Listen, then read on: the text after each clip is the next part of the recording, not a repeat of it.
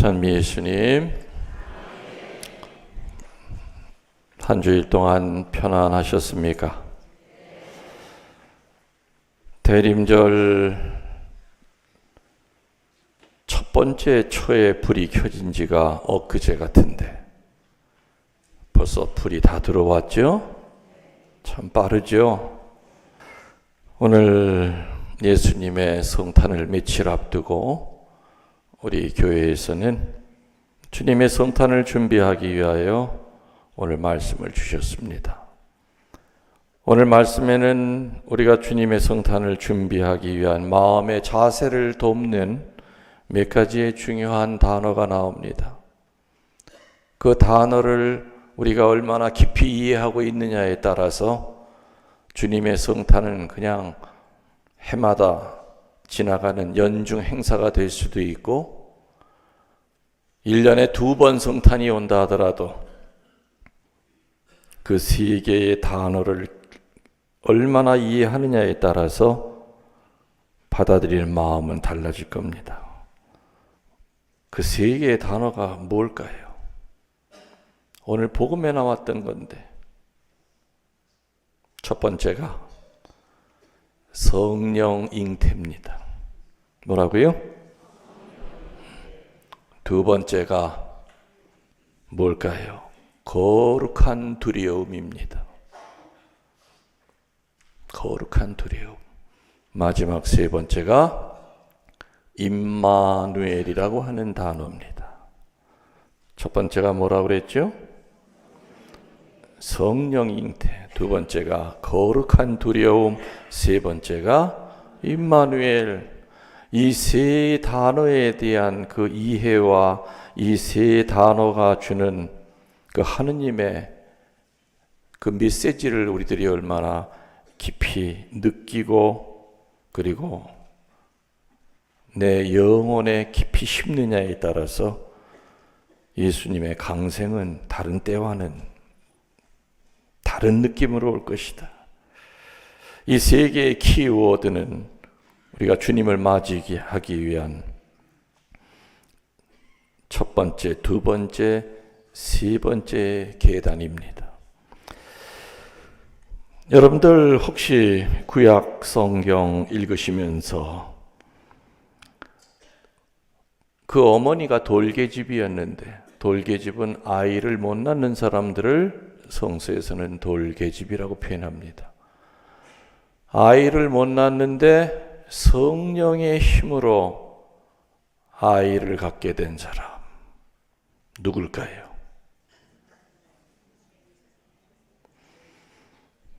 뭐 아주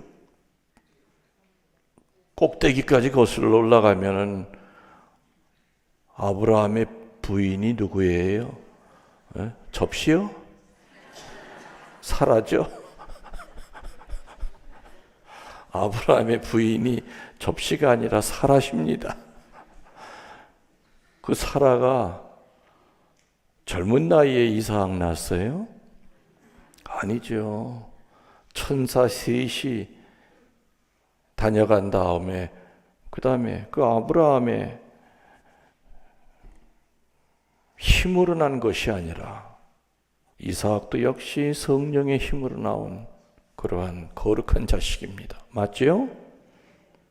또 그 다음에 어디 또 나올까요? 힘이 제일 셌다고 하는 사람. 기둥을 그냥 뿌리채 뽑아가지고 그냥 기둥을 뽑아서 그냥 이쑤시개로 썼다는 양반. 확인된 얘기는 아니지만 누구예요? 삼손이죠. 그 삼손의 어머니도 아이를 못 낳는 여자였어요. 천사가 천사를 보내서 예고했죠. 아들 낳을 거라고. 그 아들은 보통 아들이 아닐 거라고. 유다의 뛰어난 지도자가 될 것이라고. 판관이 될 것이라고 얘기했죠. 그리고 구약의 마지막 예언자가 누구죠? 세례자 요한. 세례자 요한의 어머니가 가임이, 잠시만, 임신이 가능한 그런 나이가 아니잖아요. 거의 할머니 뻘, 할머니가 아기를 들어 쓴 거예요. 세례자 요한, 아버지는 지가리야, 엄마는 엘리사벳. 인간적으로는 아기를 생산할 수가 없는 그런 나이였죠. 성령 잉태입니다. 또 예수님의 그 성령 잉태, 예수님은 특별히 성령 잉태 가운데서도 동정녀 잉태죠. 약혼만 했지 같이 산 적이 없어요. 예수님에 대한 이러한 성령 잉태도 이미 이사야서 7장 14절에 동정녀가 잉태하여 아들을 낳을 것이니 그 이름을 임마누엘이라 하리라. 성령 잉태. 우리들은 육적으로는 예수님을 잉태할 수가 없습니다. 맞습니까? 그렇지만 영적으로 예수님을 잉태하여 세상에 보여줘야 됩니다. 우리 믿는 자들이, 우리 크리스찬들이 세례 받는 그 순간부터 해야 될 첫 번째 의무는 예수님을 세상에 보여줘야 되는 겁니다. 출산을 해야 되는 겁니다. 근데 출산하려면 잉태를 해야죠. 예수님을 모셔야 됩니다. 말씀으로 모시든 성체로 모시든 어떤 방법으로든지 영적으로 먼저 잉태가 돼야 그 다음에 세상에 예수님을 드러내 보이는 게 아니겠는가. 잉태도 하지 않은 사람이 예수님 세상에 보일 수 있겠습니까? 못 보입니다. 보이는 척은 할 수 있어도 절대로 그거는 주님의 현존을 드러내는 삶이 아닐 겁니다. 구약과 신약에 보면은 이렇게 특별히 성령 잉태라든지 성령이 그 사람과 같이 했던 이런 특별한 은혜를 받았던 사람들은 어떤 사람들이냐, 어떤 사람들에게 이러한 특별한 성령의 은혜를 베푸셨는가. 첫 번째, 하느님을 정성껏 섬기며 가까이 하는 사람들이었습니다. 두 번째, 하느님의 뜻을 생활 속에서 열매 맺는 사람들에게 성령은 오십니다. 그리하여 예수님을 잉태하게끔 도와주십니다. 이렇게 엄청난 성령의 은총을 주시는 이유는 뭐겠습니까? 자기 자신의 영광을 드러내기 위해서입니까? 내가 이렇게 위대한 사람이라는 걸 나타내기 위해서가 아니죠. 하느님께 영광 드리고 다른 사람에게 봉사하는 것이 이런 은혜 받은 자들의 목적입니다. 그래서 우리들은 하느님을 정성껏 섬기고 일상생활 가운데서 작은 열매라도 버리지 말고 소홀히 하지 말고 열매를 맺는 삶을 살면 은총을 받습니다. 아멘. 여러분들은 가만히 계십시오. 내가 대표로 하겠습니다. 2년 동안을 아멘 아멘 하라고 해도 안 하니 전 포기한 지 오래입니다. 가만히 계십시오. 침묵하고. 그 은총을 주시는 이유는 부자 되고 건강하고 개인의 영달을 위해서가 아니라 하느님의 영광 드러내고 다른 사람에게 봉사하는 것이라 하였습니다. 아멘. 청개구리를 닮으셨군요. 좀 전에 얘기했듯이 잉태로 끝나는 것이 아니라 뭐까지 해야 된다? 그렇죠. 예수님을 낳아드려야 됩니다. 사제든 수도자든 모든 크리스천 백성의 가장 중요한 영적 의무는 빌딩을 짓고 성당을 몇 개를 짓고 하는 것이 아니라 예수님을 낳아드려야 됩니다. 누구보다도 가장 내 가까운 주변부터 예수님을 낳아드려야 됩니다. 아내는 남편에게 예수님을 낳아드려야 되고 남편은 아내에게 예수님을 낳아드려야 되고 같은 교우들끼리 예수님을 낳아드려야 됩니다. 그래서 오늘 복음의 첫 번째는 성령 잉태.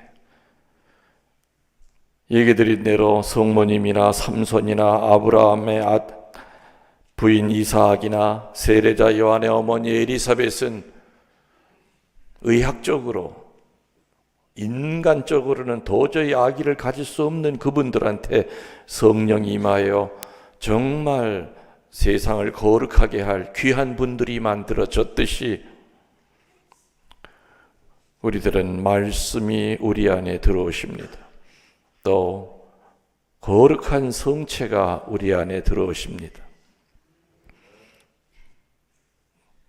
그렇게 축복을 받는 자들은 하느님의 영광을 드러내고 이웃에게 봉사하는 데 그 목적이 있다고 하는 것을 망각해서는 안 될 겁니다. 두 번째로 거룩한 두려움이 중요한 말이라고 그랬습니다. 우리는 너나 나나 할 것 없이 누구나 비이성적이고 비합리적인 일을 당하면 두려움을 느낍니다. 맞지요?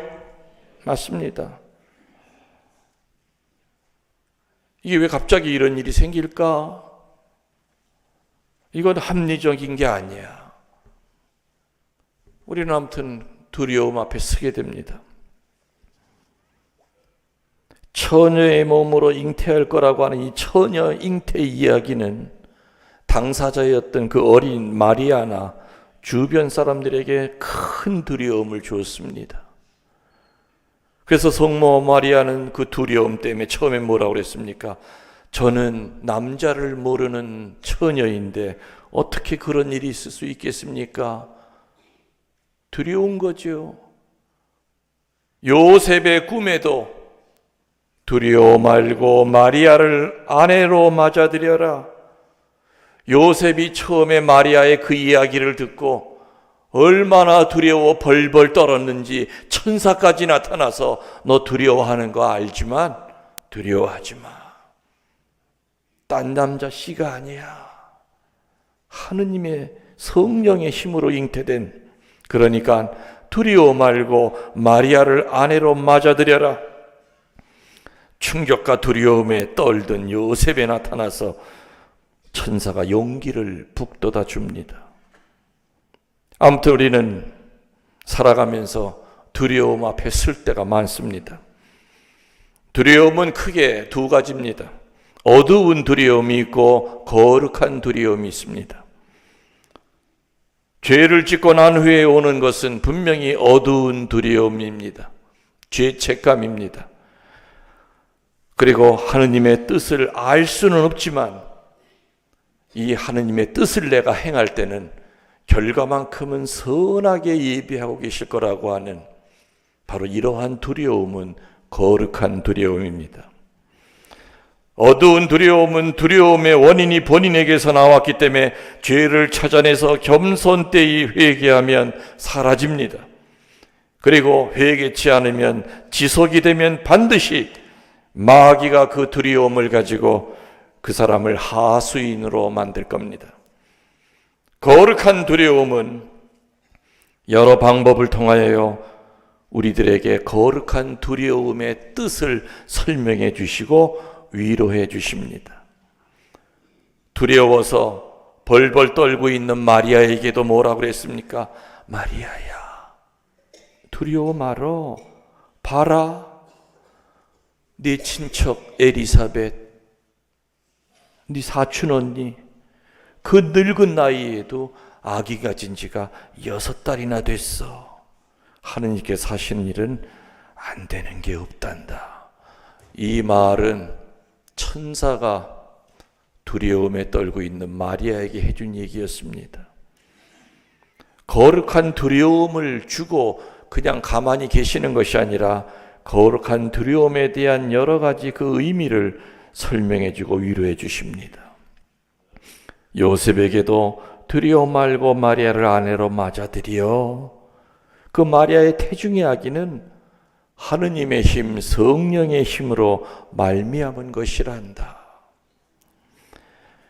그래서 거룩한 두려움은 하느님의 목소리를 듣는 때이요, 성령의 역사를 체험하는 순간이고, 그 결과 신앙이 업그레이드 되는 행복한 순간이기 때문에 지금 나에게 오는 이 두려움이 어두운 두려움인지 거룩한 두려움인지를 우리는 그때그때 잘 분별해야 될 것입니다. 세 번째 중요한 말은 뭐라고 그랬죠? 임마누엘, 하느님께서 우리와 함께 계시다.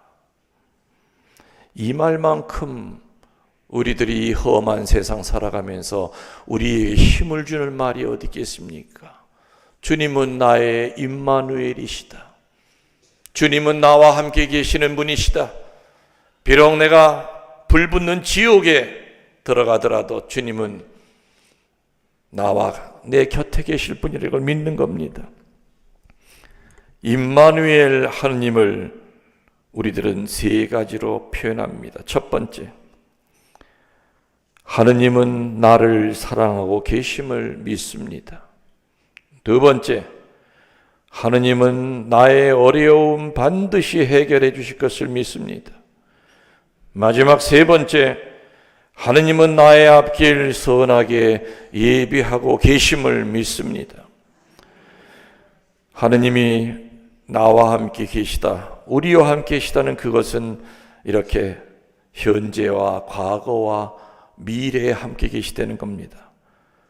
하느님은 잉태되는 그 순간부터 지금까지 내 과거의 역사에 한 번도 나를 사랑하지 않으신 적이 없다는 걸 믿는 게 바로 첫 번째예요.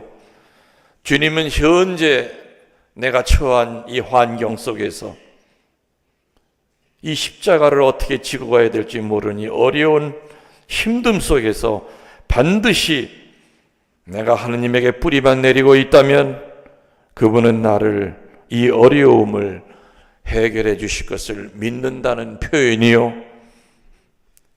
마지막 세 번째는 미래입니다. 나의 앞길이 가시밭길일지 벼랑 끝을 걸을 길인지 사금파리 위를 맨발로 걸어야 될 길인지 확실치는 않지만 중요한 것은 그 길 끝에는 천국이 있고 그리고 주님이 준비하신 꽃밭이 있다고 하는 것, 나의 앞길 선하게 안배해 주실 것을 믿는다는 뜻이 바로 임마누엘입니다. 하느님께서 우리와 함께 계시다. 하느님은 나를 사랑하고 계심을 믿습니다. 하느님은 현재의 어려움 해결해 주실 것을 믿습니다. 하느님은 나의 앞길 선하게 예비하고 계심을 믿습니다. 다 같이 우리 아기 예수님께 우리 신앙을 선물로 드립시다. 예수님을 잉태하고 출산합시다. 그리고 거룩한 두려움은 우리의 신앙을 성숙시키는 중요한 순간이라고 그랬습니다. 살아가면서 어두운 두려움에만 가득 차 있었지 단 한 번도 바로 신부님이 얘기하는 저 거룩한 두려움이 내 신자 생활 가운데 몇 번이나 왔을까? 한 번도 그거를 체험한 적이 없다면 하느님 잘못이 아니라 바로 우리들이 준비가 안 돼 있었을 겁니다. 거룩한 두려움을 청하십시오. 거룩한 두려움은 우리들의 신앙을 업그레이드하는 중요한 순간이라고 그랬습니다. 그래서 잘 분별해야 됩니다. 때로는 마귀는 어두운 두려움을 가지고 거룩한 두려움인 척 할 때가 있습니다. 그래서 그러한 분별은 이렇게 말씀을 들을 때 내 안에 계신 성령이 분별을 해줍니다. 우연히 들은 평화방송의 어느 강의가 내 현재의 삶을 분별해 줍니다. 임마누엘, 하느님께서 우리와 함께 계시다.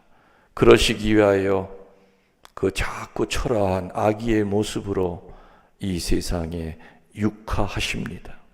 인까르나시오, 육 안으로 들어오십니다. 그 하느님은 나를 사랑하고 계시고 현재의 어려움 해결해 주실 분이요 나의 앞길 선하게 예비하실 분이라는 걸 믿도록 합시다.